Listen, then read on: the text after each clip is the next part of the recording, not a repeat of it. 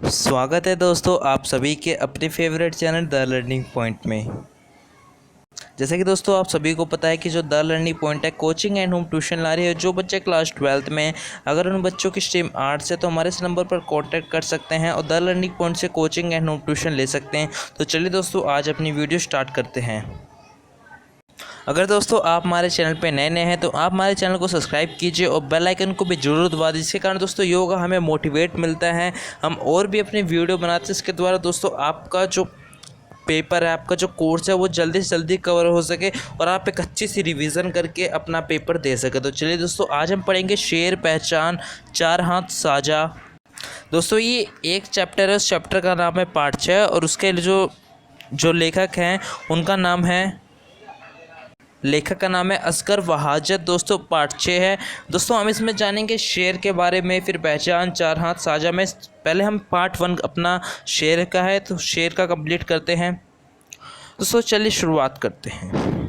शेर व्यवस्था का प्रतीक है जो कभी एक खामोश रहती है जब तक एक सारी जनता उसके खिलाफ नहीं बोलती। तो दोस्तों आप एक चैप्टर को पढ़ रहे हैं, जब आप इस चैप्टर को पढ़ेंगे तो आपको शुरुआती तौर में कुछ समझ नहीं आएगा। जब आप एंड तक आ जाएंगे ना तो आपको चैप्टर का डिटेल में एकदम क्लियर हो जाएगा। तो दोस्तों मैं आपको बता दूं चैप्टर का मेन थीम क्या है। अगर आप उसको समझ लेंगे तो आपका कॉन्सेप्ट जो पावर होता है वो ठीक हो जाएगा। तो दोस्तों इसमें बता रखा है कि शेर है ना, शेर की एक व्यवस्था का प्रतीक एक पॉलिटिशियन लीडर से किया गया है। मतलब जिस प्रकार जो राजनीतिक जो राजनीति चलती है, नए नए प्रकार के जो आ जाते हैं, जैसे राजनीति करते रहते हैं हम। आप हमें वोट देना, हम आपके लिए सोना देंगे। आप हमें वोट देना, हम गरीबी ख़त्म कर देंगे। मतलब ऐसे ऐसे कई मेंबरशिप लीडर आते हैं ना जो हमारे देश को अपनी तरफ खींचते हैं, गरीबों को, मतलब जो भी मिडिल क्लास लोगों को अपनी तरफ खींचते हैं ताकि उनका हम ध्यान जो है वो वॉश कर सके, जो ब्रेन है उनको वॉश कर सके और अपनी सत्ता प्राप्त कर सके। दोस्तों इसी कहानी का वर्णन किया कि इतने सारे आज राजनीतिक जो पॉलिटिशियन लीडर हैं वो हमारे को कैसे अपना हमारा जो है ब्रेन वॉश करते हैं और अपनी सत्ता पर आ जाते हैं। तो इसी यही चैप्टर में हम ये पढ़ेंगे। तो शेर व्यवस्था का प्रतीक है तो तभी एक खामोश रहती है जब तक सारी जनता उसके खिलाफ नहीं बोलती। जैसे कि व्यवस्था के खिलाफ उंगली उठती है तो सत्ता उसे कुचलने का प्रयास करती है। सत्ता पे बैठने के लोग जनता के प्रलोभन देखकर अपनी ओर मिलाने का प्रयास करते हैं। जबकि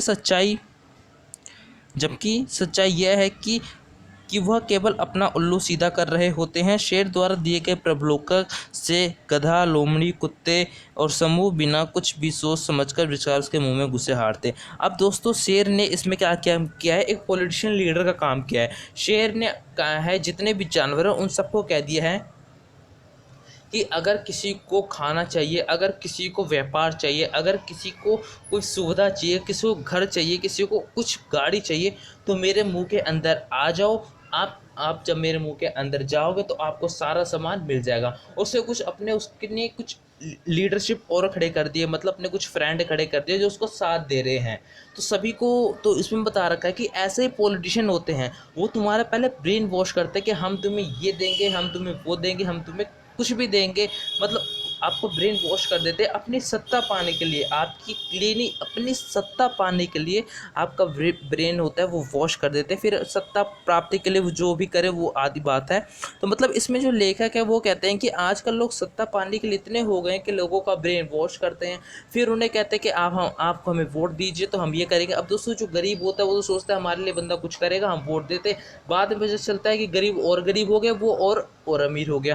तो मतलब इसमें शेर ने बता तो लेखक ने बता रखा है कि आजकल इतना हमारे देश में इतनी राजनीति हो रही है, इतने सारे नए पॉलिटिक्स लीडर आ रहे हैं जो अपना काम तो अपना उल्लू सीधा कर लेते हैं, लेकिन जो गरीबों का जिसको वो वादा करते हैं उनका उल्लू बिगाड़ देते हैं। जैसे कि शेर ने उल्लू, लोमड़ी, कुत्तों को कहा है कि आओ मेरे मुंह के अंदर आओ, मेरे मुंह के अंदर व्यापार है, मेरे मुंह के अंदर तुम्हें रोजगार की हर चीज़ें मिलेंगी। तो ये सब चले गए, मतलब ये अपना उल्लू को टेढ़ा करने चले गए और शेर ने अपना उल्लू सीधा कर लिया गया। आप भली बात ही जानते हो शेर एक मांसाहारी है, उसके मुंह में ऐसा कोई नहीं होगा। लेकिन ब्रेन वॉश कर देते हैं ना, मतलब उनका दिमाग जो होता है विकसित कर देते हैं, और इसी के कारण लोग उनकी तरफ आकर्षित होकर उनको वोट दे देते हैं। तो इसी में मतलब शेर लेखक जी शेर की तुलना करते हैं कि शेर कहता है कि मेरे मुंह में सब कुछ है, तुम आओ आओ। तो जानवर के क्या सोचते हैं, उसके मुंह में जाते हैं और सोचते हैं इसके मुंह में व्यापार है, लेकिन जब वो उसके मुंह के अंदर जाते हैं तो बाद में पता चलता है कि उसके मुंह में व्यापार नहीं, उसके मुंह में हम मरने के लिए गए हैं। जो भोली वाली जनता है, मतलब जो जनता पढ़ी लिखी नहीं है, जो जनता है वो विश्वास करती है लोगों पर एकदम, उन जो भोली वाली जनता का अधिक भ्रमण देते हुए विश्वास के आधार पर शोषण वर्ग सत्ता वर्ग की बात मानती है, यह जानते हुए कि शेर एक मांसाहारी जीव है जो सभी को खाता है। सभी जानवरों को यह विश्वास दिला दिया जाता है। इसमें दोस्तों जो लेखक है ये बताना चाहते हैं कि जो भोली भाली जनता है, मतलब जो हमारी जो जनता है, उनका दिमाग को भ्रमण करते हुए, उन जनता को भ्रमण करते हुए, अपना उल्लू को सीधा करते हुए, अपना जो शोषक वर्ग है उसे ठीक ना करते हुए, अपना सत्ता वर्ग को अच्छा करते हुए ये लोग आपसे वोट मांगते हैं। तो दोस्तों एक लाइन में इतना सारा वर्ड हमारे लेखक ने कहा है, मतलब जो भोली वाली जो हमारी जो जनता है, जो सब पर विश्वास करती है, उसका दिमाग भ्रमण करते हैं। जो शोषक वर्ग है, जो गरीब वर्ग है, उसका दिमाग भ्रमण करते हैं, लेकिन जो अपना सत्ता वर्ग है उसको ऊंचा करते हैं कि आप हमें वोट दीजिए, हम सत्ता पर हैं। तो मतलब इनका ये मानना है, जो पॉलिटिशियन लीडर हैं ये कहते हैं कि हमारा जनता का उल्लू ठग लो और हम अपना उल्लू सीधा कर लो, मतलब जनता का दिमाग भ्रमण कर लो और अपना दिमाग सही कर लो। जैसे कि आप जानते हैं कई सारे नेता कहते हैं कि हम ये कर देंगे, हम वो कर देंगे, लेकिन बाद में पता चलता है कुछ नहीं होता, ये सब आपका उल्लू टेढ़ा कर रहे थे। कि शेर अब अहिंसा व अस्तित्ववादी का समर्थन हो गया, वह जानवरों को शिकार नहीं करेगा, अतः जानवर उनकी बात नहीं मानेंगे कर शेर को मुंह में स्वयं प्रवेश कर लेते हैं।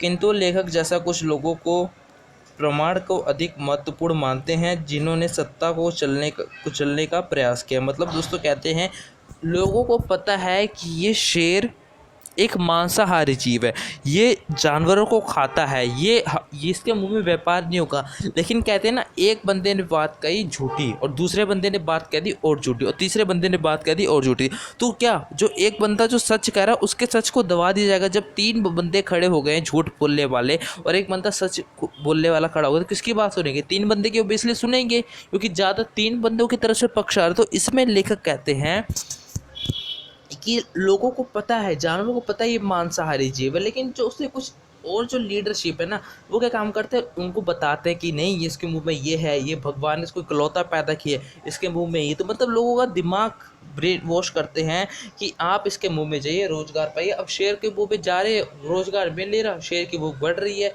शेर को मतलब खाना मिल रहा है, बैठे बिठाए खाना मिल रहा है, तो किसको पसंद नहीं आता बैठे बिठाए खाना मिलना। तो मतलब इसमें कह रखे हैं कि जो पॉलिटिशियन लीडर है वो कैसे लोगों के साथ शोषण करते हैं और अपना सत्ता को ऊंचा करते हैं। शेर की अहिंसा वो अस्तित्ववादी का समर्थन करते हैं, और मतलब शेर को जो लोग होते हैं जो शेर का समर्थन कर रहे थे, जो शेर उन्हें अपने आप ही मतलब शेर के पार्टनर होते हैं, पार्टनर के तौर पर वो शेर का समर्थन करते हैं। शेर महाराज की जय, शेर महाराज कीजिए, इनके मुख में जाइए और अपना रोजगार प्राप्त कीजिए। जो उनके मतलब अलग सारे जो पीपल होते होंगे जो उनके समर्थन करते होंगे, तो अपना अस्तित्व करते हुए और वह जानवरों का शिकार नहीं करेंगे। मतलब वो कहते हैं कि हम जानवरों का शिकार नहीं करेंगे, जो जानवर आना चाहेगा इसमें आएगा, उसे रोजगार वो जो सुविधा चाहिए उस मिल जाएगी। मतलब बैठे बैठे देखो कितना काम हो रहा है, कितना दिमाग लगा के काम कर रहा है। अतः जानवर उनकी बात मान कर शेर के मुंह में स्वयं प्रवेश कर लेते हैं, और जानवर सोचते हैं कि हाँ मैं कितने के लिए मैं भूखा कितना रहता हूँ, यहाँ घास नहीं मिलती, यहाँ मेरे को सुरक्षित नहीं है, मेरा घर नहीं है, तो इसी सोचते हैं कि काश मेरा घर हो जाता। तो इसी सोच में वो शेर के मुंह में जाते हैं, लेकिन उनको पता नहीं होता कि शेर के मुंह में जा रहे हो तो अपने लिए एक कुआं खोद रहे हो, तो मतलब मर जा रहे हो। उसके मुंह में कोई रोजगार नहीं है, वो तुम्हें ठग रहा है, वो अपना उल्लू सीधा कर रहा है, लेकिन तुम्हारा उल्लू टेढ़ा कर रहा है। किंतु लेखक जैसा कुछ लोगों को कहते हैं कि जो प्रमाण को अधिक महत्वपूर्ण मानते हैं, जिन्हें सत्ता को चलने के लिए एक प्रसार होता है। मतलब वो लेखक कहते हैं कुछ लोगों को इतना हो जाता है कि वो अपनी सत्ता के लिए कितने गरीबों का शोषण कर देते, कितने गरीब उनको बेरोजगार कर देते। मतलब अब उनको जो दूसरे पीपल हैं जो गरीब, उनका नहीं देखेंगे, अपना देखेंगे, अपना रहन सहन देखेंगे, कुछ गरीबों का, कुछ जो मिडिल क्लास लोग हैं उनका कुछ नहीं देखेंगे। तो दोस्तों ये था चैप्टर शेर का, और मैं पहचान इसके जो अगले पार्ट है वो पार्ट 2 में तीनों कंप्लीट कर दूंगा। तो शेर का था दोस्तों, इसका एक ही महत्वपूर्ण क्वेश्चन है, शेर कहानी के आधार पर हमारी सामाजिक राजनीतिक व्यवस्था पर टिप्पणी कीजिए। शेर नामक एक लघु कथा में शेर हमारे सत्ता और व्यवस्था का और लेखक आम आदमी का प्रतीक है। लेखक कहना चाहता है कि सत्ता सभी तक खामोश रहती है जब तक उसे उसकी आज्ञा का पालन ना पालन करते हैं, विरोध करते हुए खूंखार हो जाती है। ऊपर देखने पर शेर अहिंसावादी न्याय प्रिय लगता है तथा बुद्धू का अवतार प्रिय होता है, लेकिन जैसे ही लेखक मुंह के प्रवेश करने तो संकल्प करता है तो शेर का व्यक्तित्व अपने मुंह में प्रकट कर लेता है। तो दोस्तों इसमें लेखक जी बताना चाहते हैं, लेखक कहना चाहते हैं, जब वो जो सत्ता प्राप्ति के लिए जो लोग हैं वो तुम्हें दिखने में एकदम सीधे साधे लगेंगे कि हाँ यही है जो हमारे लिए कुछ कर सकते हैं, लेकिन जब तुम बाद में जब इनका राजपाट इनको मिल जाएगा फिर आपको पता चल जाएगा कि इनमें कितनी क्रूरता है, इनमें मतलब कितनी क्रूरता है, ये लोग आपको कितना पसंद करते हैं, कितना अपसंद करते हैं। तो इसी बात एक कहते हैं कि जो सत्ता प्राप्ति के लोग हैं, जो इतने सारे पॉलिटिशियन लीडर हैं, ये अपना उल्लू तो सीधा करते हैं लेकिन आपका उल्लू टेढ़ा कर देते हैं। तो इसीलिए आप जो वोट दीजिए तो सोच समझ के दीजिए, जिसने आपका अच्छा करा हो उसको वोट दीजिए ताकि वो आपका भविष्य अच्छा कर सके। दोस्तों यही था शेर, और आपको वीडियो अच्छा लगा तो वीडियो को सब्सक्राइब कीजिए, लाइक कीजिए। तब तक के लिए दोस्तों जय हिंद, जय भारत। मिलेंगे अगले पार्ट 2 में।